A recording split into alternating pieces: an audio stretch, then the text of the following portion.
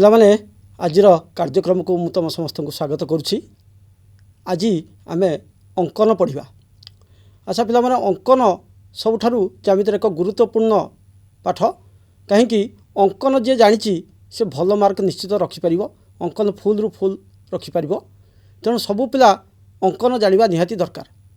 ଅଙ୍କନ ପାଇଁ ଏଠି ଗଣିତ ଦରକାର ନାହିଁ କି ହିସାବ ଦରକାର ନାହିଁ, କେବଳ ତୁମର ପେନସିଲ୍, କମ୍ପାସ୍, ସ୍କେଲ୍ ସାହାଯ୍ୟରେ ଆମେ ଅଙ୍କନ କରିବା। ପିଲାମାନେ, ତୁମେ ଅଷ୍ଟମ ଶ୍ରେଣୀରେ ବି ଅଙ୍କନ କରିଛ, କିନ୍ତୁ ନବମ ଶ୍ରେଣୀରେ ଯେଉଁ ଅଙ୍କନ କରିବା ଟିକେ ଭିନ୍ନ ତାଠାରୁ। ଆମେ ଟିକେ ସ୍ଲାଇଡ଼୍କି ପିଲାମାନେ ଦେଖିବା। ସ୍ଲାଇଡ଼୍କି ଦେଖ ଯେ ସ୍ଲାଇଡ଼୍ରେ ତୁମର କେତେକ ଜ୍ୟାମିତିକ ଉପକରଣ ଯେଉଁଟାକି ଜୋମେଟ୍ରି ବକ୍ସରେ ଥାଏ ସେଇଟା ମୁଁ ଦେଖେଇଛି। ଯେମିତି compass, scale, protractor, set square, divider ଇତ୍ୟାଦି। ଏହା ମଧ୍ୟରୁ ଆମର ମୁଖ୍ୟତଃ ଦେଖ ପିଲାମାନେ, ଆମେ ଯେଉଁଟା ବିଶେଷ ବ୍ୟବହାର କରୁ ସେଇଟା ହେଉଛି କମ୍ପାସ୍ ଆଉ ରୁଲର। ଆଉ ସେ ସେଟ୍ ସ୍କୋୟାର ଆଉ ପ୍ରୋଟ୍ରାକ୍ଟରର ଆବଶ୍ୟକତା ନାହିଁ। ଆମେ କମ୍ପାସ୍ ଯେଉଁଟା ଅଛି ଆଉ ଯେଉଁ ସ୍କେଲ୍ଟା କହୁଛନ୍ତି ସେଇଟାକୁ ରୁଲର ବି କହିବା। ସେ କମ୍ପାସ୍ ଆଉ ରୁଲର ସାହାଯ୍ୟରେ ଆମେ ଅଙ୍କନ କରିବା। କେମିତି ଅଙ୍କନ କରିବା ଦେଖ। ଏଠି ଅଙ୍କନରେ କେତେକ ତଥ୍ୟ ନେଇ ଅଙ୍କନ କରାଯାଏ। ଯେମିତି ଭୂମି ଅନ୍ୟ ଦୁଇ ବାହୁର ସମଷ୍ଟି ଓ ଗୋଟିଏ ଭୂମି ସଂଲଗ୍ନ କୋଣ ଥିଲେ ଆମେ ଅଙ୍କନ କରିପାରିବା। ଭୂମି ଅନ୍ୟ ଦୁଇ ବାହୁର ଅନ୍ତର ଓ ଗୋଟିଏ ଭୂମି ସଂଲଗ୍ନ କୋଣ ଦେଇଥିରେ ଆମେ ଅଙ୍କନ କରିପାରିବା। ତିନି ବାହୁର ସମଷ୍ଟି ଓ ଦୁଇଟି ଭୂମି ସଂଲଗ୍ନ କୋଣ। ସେହିପରି ତ୍ରିଭୁଜର ଦୁଇଟି ବାହୁ ଓ ଗୋଟିଏ କୋଣ, ଆଉ ତ୍ରିଭୁଜର ଗୋଟିଏ ମଧ୍ୟମା ଆଉ ଅନ୍ୟ ଦୁଇଟି ଯେକୌଣସି ତଥ୍ୟ, ଏତିକି ଥିଲେ ଆମେ ଅଙ୍କନ କରିପାରିବା। ଦେଖ ଅଙ୍କନ 1। ଆଜି ଆମେ ପଢ଼ିବା ଅଙ୍କନ 1। ଏଥିରେ ରହିଛି କୌଣସି ତ୍ରିଭୁଜର ଗୋଟିଏ ବାହୁର ଦୈର୍ଘ୍ୟ ସେହି ବାହୁ ସଂଲଗ୍ନ କୋଣଦ୍ୱୟ ମଧ୍ୟରୁ ଗୋଟିକର ପରିମାଣ ଓ ଅନ୍ୟ ଦୁଇ ବାହୁର ଦୈର୍ଘ୍ୟର ସମଷ୍ଟି ଦତ୍ତ ଅଛି। ଆମେ ତ୍ରିଭୁଜ ଅଙ୍କନ କରିବା। ଏଇଠି ଦେଖ ତ୍ରିଭୁଜର ତିନୋଟି ବାହୁ ତିନୋଟି କୋଣ ଥାଏ। ତେଣୁ ତୁମର ଏଠି ଦେଇଛି ଗୋଟିଏ ବାହୁର ଦୈର୍ଘ୍ୟ ଆଉ ସେହି ବାହୁ ସହିତ ସଂଲଗ୍ନ ଯେଉଁଟା ଲାଗିଥିବ ସେ କୋଣ ଆଉ ଦୁଇଟି ବାହୁର ଦୈର୍ଘ୍ୟର ସମଷ୍ଟି ଦତ୍ତ ଅଛି। ଆମେ ତ୍ରିଭୁଜ ଅଙ୍କନ କରିବା। କେମିତି ତା'ର ଟିକେ ଅଛି ବିଶ୍ଳେଷଣ। ଦେଖ ଏଇଠି ମୁଁ ଗୋଟେ ତ୍ରିଭୁଜ ଏଇଠି ଅଙ୍କନ କରିଛି ବା ସେଠି ଗୋଟେ ନିଆଯାଇଛି ତ୍ରିଭୁଜ। ଏଇଟା ବିଶ୍ଳେଷଣ ଚିତ୍ର। ଏଠି BC ଦେଇଥିବ, ମନେକର A ଏକକ, ଆଉ ABC କୋଣ ବା B କୋଣର ପରିମାଣ ଦେଇଥିବ, ଆଉ AC ଆଉ BC ଏ ଦୁଇଟି ବାହୁର ଦୈର୍ଘ୍ୟର ସମଷ୍ଟି ଦେଇଛି। ଯଦି ଦେଇଛି ତେବେ ଆମର କେମିତି ଏଟାକୁ ଅଙ୍କନ କରିବା। ଦେଖ ମୁଁ ଏଇ ପେପର ସାହାଯ୍ୟରେ ତୁମକୁ ଟିକେ ବୁଝେଇ ଦେଉଛି। ଟିକେ ଦେଖ କେମିତି ଆମେ ଏଗୁଡ଼ାକ ଟିକେ ଅଙ୍କନ କରିବା। ଦେଖ ମୁଁ ଗୋଟେ ତ୍ରିଭୁଜ ଅଙ୍କନ କରୁଛି। ପ୍ରଥମେ ରଫରେ କରୁଛି, ତାକୁ ବୁଝିବା ଦରକାର। ABC ଗୋଟେ ତ୍ରିଭୁଜ। ଆମେ ଗୋଟେ ତ୍ରିଭୁଜ ପ୍ରଥମେ ଅଙ୍କନ କରିବା। ABC ତ୍ରିଭୁଜ। এই ତ୍ରିଭୁଜରେ ମୁଖ୍ୟତଃ ଆମର ନାଁ ଦେଇଦେବା ABC। ଏହାର BC ଯେଉଁ Aର ସମ୍ମୁଖ ବାହୁ BCକୁ କହନ୍ତି ସ୍ମଲ୍ a, Bର ସମ୍ମୁଖ ବାହୁ ACକୁ କହନ୍ତି ସ୍ମଲ୍ b, ଆଉ Cର ସମ୍ମୁଖ ବାହୁ ABକୁ କହନ୍ତି ସ୍ମଲ୍ c। ଏଇଟା ପ୍ରଥମେ ଜାଣିବା ଦରକାର। ତାପରେ ଏଠି ସେ ଦେଇଛି B କୋଣଟା ଦେଇଥିବ, ମନେକର ତାକୁ ଥିଟା ନେବା, ଆଉ BC ଦେଇଥିବ। BC A ଏକକ। ପିଲାମାନେ ଦେଖ ଗୋଟେ ABC ନାମକ ଏକ ତ୍ରିଭୁଜ ଅଛି। ଏଥିରେ ଏଇ ଯେଉଁ Aର ସମ୍ମୁଖ ବାହୁ BCକୁ ଆମେ ସ୍ମଲ୍ a କହିବା, Bର ସମ୍ମୁଖ ବାହୁ ACକୁ ସ୍ମଲ୍ b କହିବା, ଆଉ Cର ସମ୍ମୁଖ ବାହୁ ABକୁ ସ୍ମଲ୍ c କହିବା। ଏଠି ଆମର ଦେଇଛି ଯେ BC A ଏକକ ଦେଇଛି, B କୋଣ ଦେଇଛି ମନେକର ଥିଟା ଡିଗ୍ରୀ, ଆଉ ଦେଇଛି AB ଆଉ AC ଆମର ଦେଇଛି ମନେକର C ଏକକ କି D ଏକକ, ଯାହା ଦେଇଥାଉ ନା କାହିଁକି ଆମେ ତାକୁ ନେବା। ଏଇଟା କେମିତି କରିବା ପିଲାମାନେ ଦେଖ ଯେ ଆମେ ଯଦି ଏଇଟାକୁ ବର୍ଦ୍ଧିତ କରିବା। ଦେଖ ଏଇ ବାହୁଟାକୁ ମୁଁ ବର୍ଦ୍ଧିତ କରିଦେଲି D ପର୍ଯ୍ୟନ୍ତ। সেটা অ্যাকচুয়ালি आमर ए बी आउ एस सी जी देती से नहीं गली डी एकक तापर मुझे जॉइन करदेली सी सहित ये देख ये जो एस सी बाहु जहाँ ये यही करवा यही बाहुटा सी हम एस सी आउ ए बर्तमान ए बीटा ये अच्छी मुझे एस सी बाहुटा उपरको टेक देती तुम देख ये सीधाटा हूँ बी बाहु तेणु ये जो ए ई सी एटा गोटे समद्विबाहु त्रिभुज समद्विबाहु त्रिभुजर भूमिर समद्विखंड लंब से शीर्ष बिंदु मध्य देकी जीव ए बिंदु देकी जीव तेणु आम तार ए बिंदु पाइले ए बिंदु पाइला परे आम ए सी को जोग करदे बर्तमान ए बी सी त्रिभुज होगला यहाँ केमी अंकन करा यहाँ तार विश्लेषण थिला मु बर्तमान अंकन करी तुम बही जो अच्छी से मुझे देखी बर्तमान देख पिला माने तुमर अनुशीलनी 6A ये गोटे अच्छी सब अंकन अच्छी मुझे गोटे करके देखेबी बर्तमान एठी तुमर देख ता पूर्व पर अच्छी देख ये अंकन एक विश्लेषण पर तुमर स्लाइड रे देख यहाँ हूँ 6A अनुशीलन 1 नंबर फास्ट बिट ये देती त्रिभुज अंकन कर जार स्मॉल ए 6.5 सेंटीमीटर आउ बी कोण 60 degree small b plus small c 10 centimetre एवं बी और सी दैर्घ्य माप कर लेख यही अंकनटा को आम करवा पूर्व प्रथम गोटे रफ चित्र करवा देख पिला माने यही पेपर को देख बर्तमान रफ चित्र एठारे ए बी सी यहाँ एक त्रिभुज अच्छी ये त्रिभुज रे स्मॉल बी और स्मॉल बी जोटा को आम कहवा एस सी आ स्मॉल सी जोटा सेटा कहवा ए बी और एस सी दिखाई तेणु प्रथम कौन करवा आम ये जो एफ सी टाक जदि या सहित जोड़ीदे देख ये जोड़ीदे पूराटा एस सी आउ ए बी ये जो बीडीटा संपूर्ण हो गला तापर आम यहाँ जोग करदे क्या सहित सी सहित जोग करदे तापर ये ए डी सी सम द्विबाहु त्रिभुज पाइले यहीटा को तार भूमिटा को आम समद्विखंड कले ता शीर्ष बिंदु ए मध्य दे जीव यहाँ अंकन करवा प्रथमे केमती करवा देख प्रथमे स्केल साहाय्य आम तार बीसी नवा देख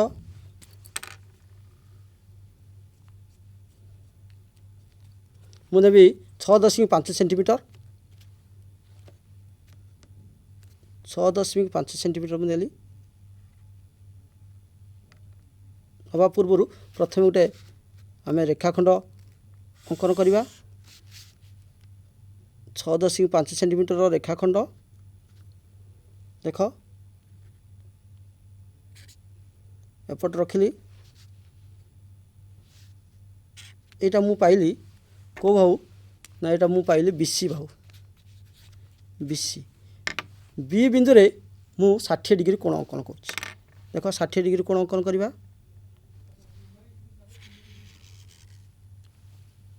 देख केमती 60 डिग्री कोण अंकन करा जाउची जेतिकी तुमर व्यासार्ध नहीं कि यहाँ समय जानी सब सहज कोण 60 डिग्री मुझे 60 डिग्री कोण अंकन कली कोण अंकन कर सारा तापर मु बर्तमान जोग करके बढ़ेदेवी यहाँ केते बढ़ेबी जे यहाँ को मुझे भी 10 सेंटीमीटर कहीं ना दीटा बी आउ सी अच्छी 10 सेंटीमीटर देख 10 सेंटीमीटर मुझे आप करके देवी 10 मो स्केल नेली देख 10 बर्तमान 10 सेंटीमीटर माप करके नेली यहाँ को मु ना देवी डी बर्तमान मु डी आउ सी को जोग करी जोग कराव ये पे देख मु स्केच पेन अंकन करुँची कहीं भल भाव देखा किंतु प्रकृत में तुम मैंने पेनसिल साहाय्य कर स्केल साहाय्य पेनसिल मुनटी टी सार्प होता दरकार जोटा कि पॉइंट जोटा पूरा निर्दिष्ट पाइपर स्थान तापर बर्तमान सीडी को समद्विखंड करी समद्विखंड करी देख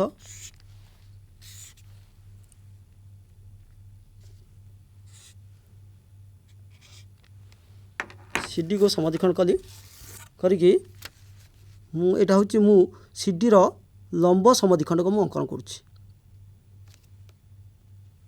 बिंदु को आगे जोग करिवो ठीक भाव बर्तमान डीबी बाहु को जोटा बिंदु रे छेद कला सेटा होची ए बिंदु ए सी जोग कर दबा।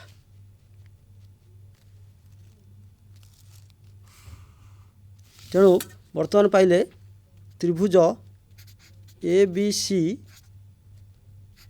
सी एक आवश्यक त्रिभुज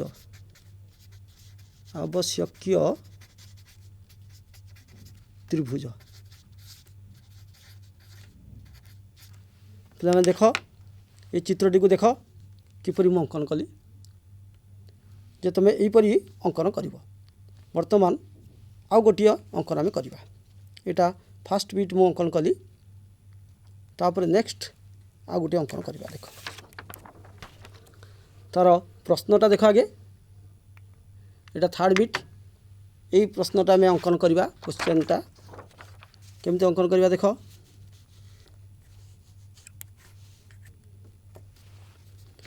एथिरे तुम देइछि त्रिभुज एबीसी अंकन कर जार स्मॉल ए 6 सेंटीमीटर बी कोण 60 डिग्री एबी आ उच्चता एडी 11 सेंटीमीटर देइछि।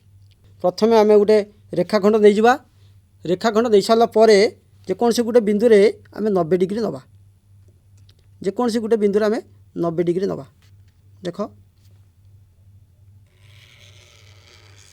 90 डिग्री केमती अंकन करुच्ची।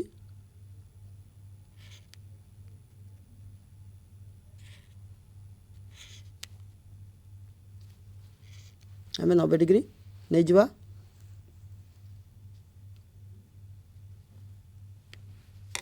तापर देख 90 डिग्री नहीं कि मु बढ़े देली 90 डिग्री अंकन कली। आमर देइछि जे एबी आउ एडी उच्चता 11 सेंटीमीटर। तेणु मु 11 सेंटीमीटर प्रथमे काटिबी। 11 सेंटीमीटर मु नहीं जीवी। 11 सेंटीमीटर है तापरे मु एटा को देकी 11 सेंटीमीटर एटा को काटिली। एटा को मु नेली ई बिंदु। एठी ई बिंदु रे मु 15 डिग्री अंकन करी। कहीं 15 डिग्री अंकन करी मुझे कहबी टिके देख। आगे 15 डिग्री अंकन कर केमती देख। प्रथमे 60 तापर 30 तापर 15। प्रथमे 60 डिग्री अंकन करी 60 तार अधा 30 करी 30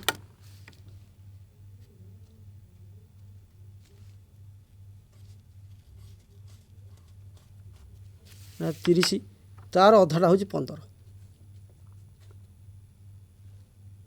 30 अधा 15 डिग्री में अंकन करी।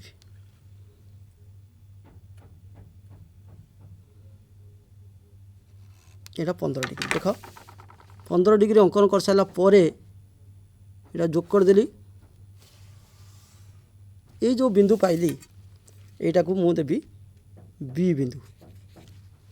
वर्तमान ये जो बीसी बाहु देइछि 6 सेंटीमीटर। बर्तमान मु 6 सेंटीमीटर ये काटिली। बी बिंदु पाइली तापर 6 सेंटीमीटर नहीं कि सी बिंदु पाइबी। देख 6 सेंटीमीटर नेली 6 सेंटीमीटर नहीं कि सी बिंदु पाइबी। बर्तमान यहाँ सी बिंदु पाइली।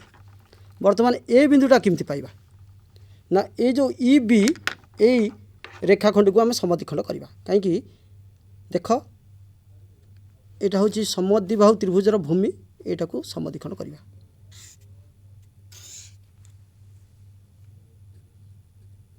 देख समद्विखंड हूँ वर्तमान आम ये जोटा छेद कर सीटा हूँ ए बिंदु पाइबा। पॉइंट को पॉइंट मिसेक गार टाण। तेणु ये ए बिंदु पाइल। तापर ए बी आउ एसी को मु जोग करदेवी। ए बी आउ एसी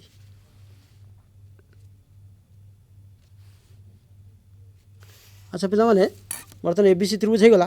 गोटे प्रश्न जे एठी मु बी डिग्री बी कोणटा 60 डिग्री अंकन करना ता परिवर्ते मु एठी 15 डिग्री करछि। कहीं देख ये मुझे रफ रे कहीदे कहीं मुझे 15 डिग्री यहाँ हूँ ए बी सी त्रिभुज ए बी सी त्रिभुज एठी आमर जो उच्चताटा अच्छी यहाँ डी ए बी आउ ए डी उच्चता दे देती बर्तमान ये जो ए बी जी ए से अच्छा यहाँ 60 डिग्री पिला माने यहाँ 90 डिग्री अच्छी तेणु यहाँ निश्चित भाव में 30 डिग्री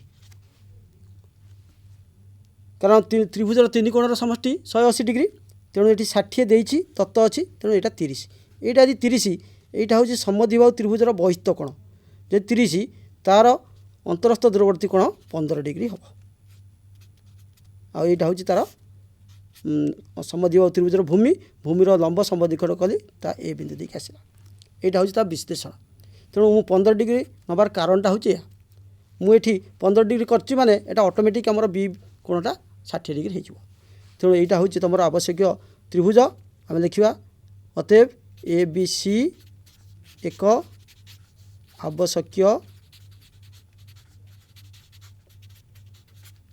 त्रिभुज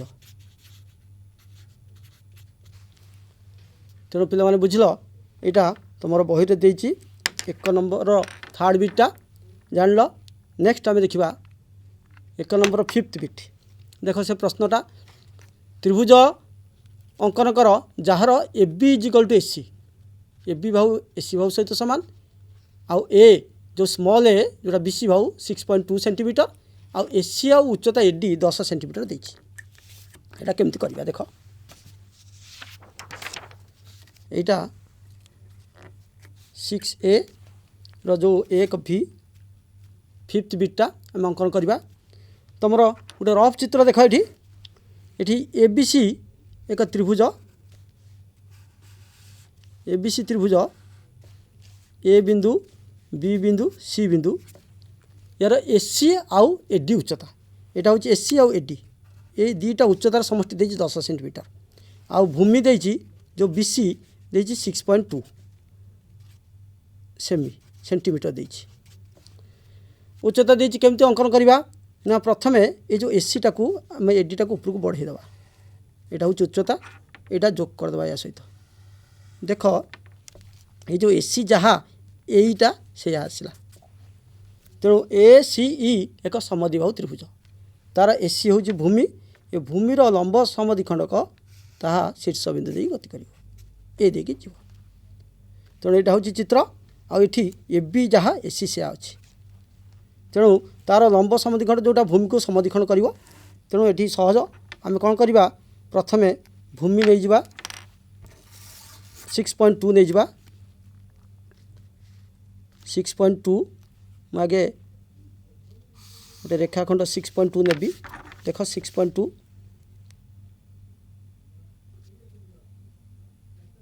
6.2 पिला देख 6.2 6.2 यहाँ नहीं सारा पर यहाँ मुझे समद्विखंड करदेवी देख अधार अधिक टिके नहीं कि मु दुईटी चाप काटिबी उपरे तले समद्विखंड कली समद्विखंड कर सारा पर एक जोग कली यहाँ है लंब समद्विखंडक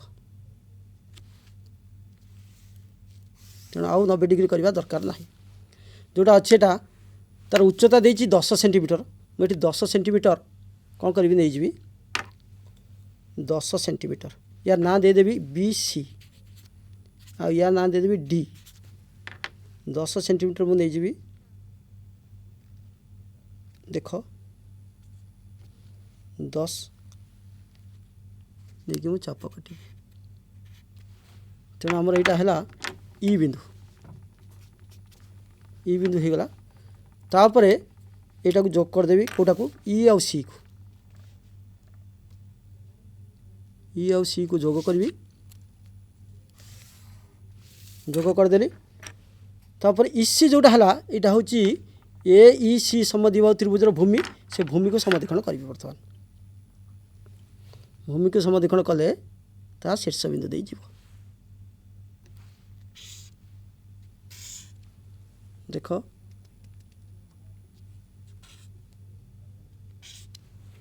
भूमि को समद्विखंड करवा।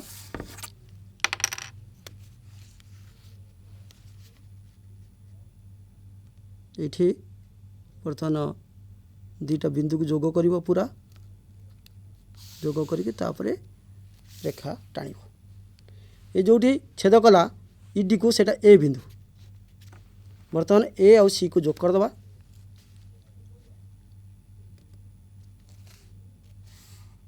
आउ ए आउ बी को जोग करदे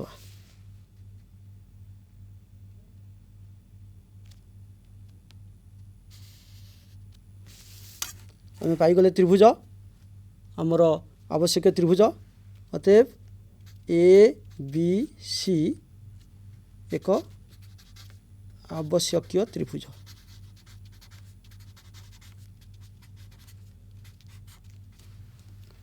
तेणु पिला माने ये त्रिभुज देख भल कि केमती मु अंकन कली। तेणु प्रथम यार भूमि नब 6.2 तापर ताको समद्विखंड करदेव। समद्विखंड करके सी जी देती उच्चता एसी आउ एडी उच्चता 10 सेंटीमीटर तुम नहीं सारा पर एटा तो समद्विबाहु त्रिभुज कहीं एबी आउ एसी देती तेणु तार जो लंब शीर्ष बिंदु से भूमि को समद्विखंड कर।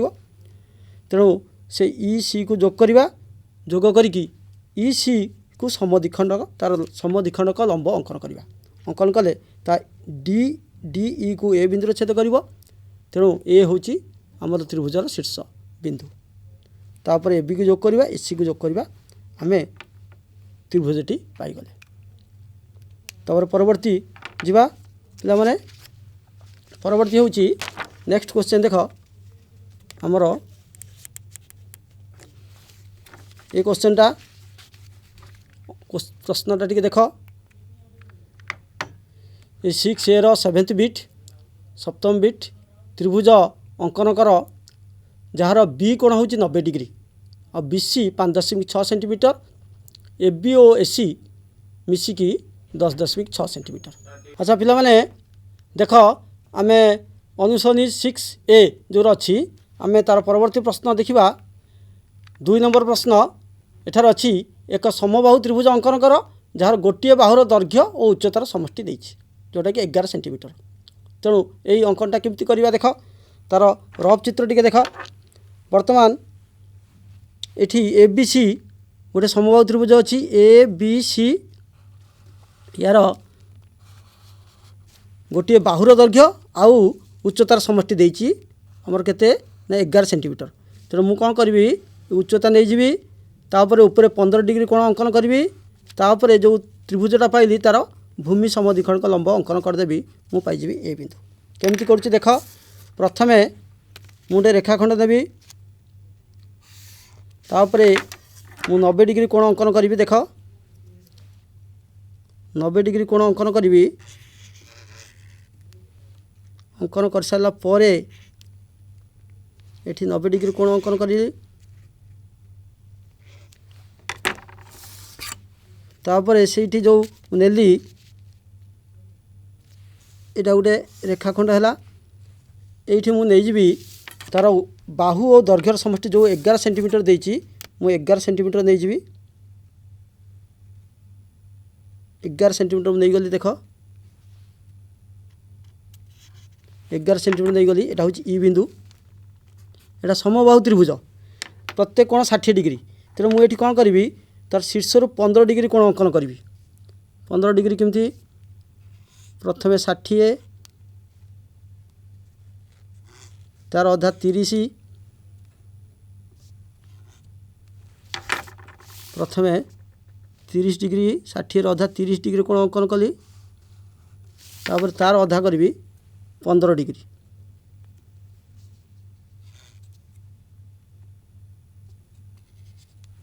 ये 15 डिग्री कोण अंकन करके मु बढ़े देली ये जोटा पाइली बिंदु एटा बी बिंदु एटा डी बिंदु पाइछि ए बी बिंदु रे मु 60 डिग्री कोण अंकन करी 60 डिग्री कोण अंकन कले मु पाइजिबी ए बिंदु। देख बी बिंदु रे 60 डिग्री कोण अंकन कली एटा मु पाइगली एटा होछि ए बिंदु ये जेतिकी पाइली मुझे नहीं जी एटा को ए बिंदु एटा को जोग करदेवी यहाँ हूँ हम ए बी सी ये पाइले ए बी सी एक आवश्यकीय समबाहु त्रिभुज।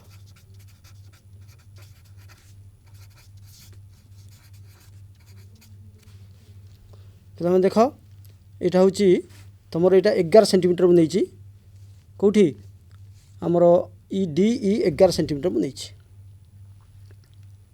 तेणु यहाँ भी कर आउ गोटे प्रोसेस अच्छी आउ गोटे जो बीई को समधिखण कर एठी नहीं पार कि बीई को समधिखण कले भी आम पाइपर ठीक दुईटा प्रोसेस यहाँ हो पार।